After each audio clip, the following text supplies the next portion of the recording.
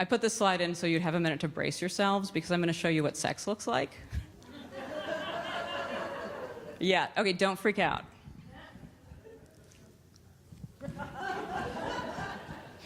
There will not be a test on this. So this is a current scientific model in which there are 14 layers of biological sex development. And for any of you who are fascinated, I'll try and put the PowerPoint up somewhere so you can actually check this out in detail. But basically, this is saying that they currently have mapped a 14-step process to arrive at your adult physiology and gender identity. And the thing is that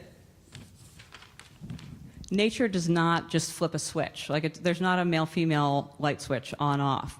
So at different stages of this, you can be going down the male pathway or the female pathway or a combination regardless of what you were doing at a previous stage.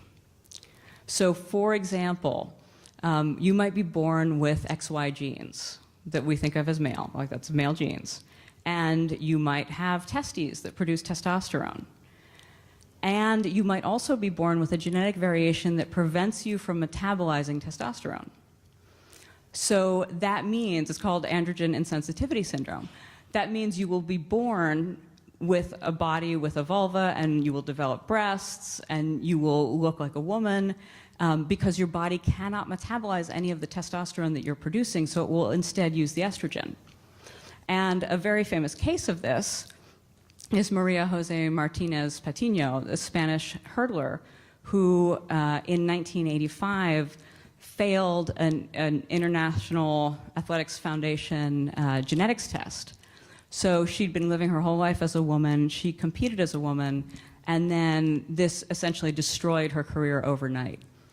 And she said, "I knew that I was a woman and that my genetic difference gave me no unfair physical advantage.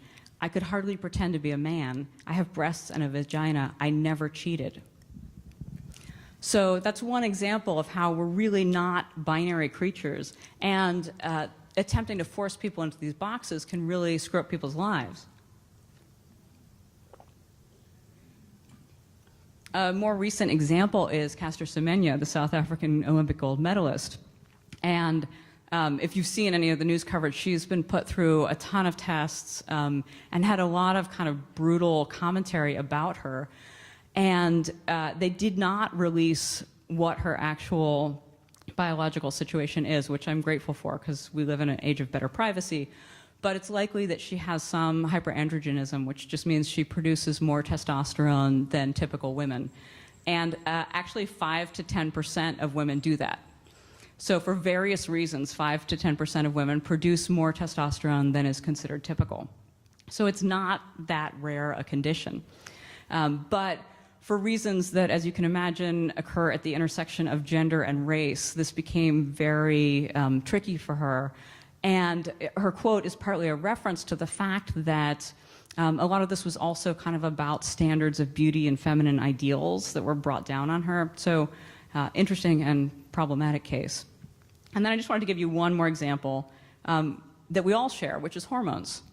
So, you know, we think estrogen's the female hormone and testosterone's the male hormone, and we call them sex hormones, though endocrinologists these days tend to not call them that because they do so many other things.